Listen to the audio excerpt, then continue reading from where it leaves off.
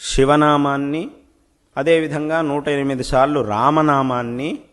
స్వహస్తములతో రాయాలి అనేటటువంటిది ఈ కార్యక్రమం యొక్క ముఖ్యమైనటువంటి ఉద్దేశ్యం. ఈ విధంగా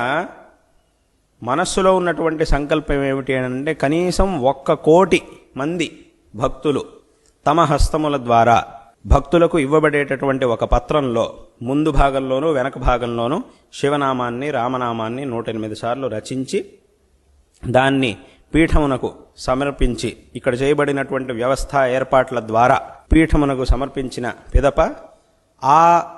పత్రములను శృంగేరి క్షేత్రంలో శ్రీమఠంలో ఉన్నటువంటి తోరణ గణపతి సన్నిధి దగ్గర ఇప్పుడు నూతనంగా నిర్మించబడుతూ ఉన్నటువంటి హరిహర నామాలయములో, ఆ మందిరంలో ఆ పత్రములన్నిటినీ కూడా అక్కడ స్థాపించడం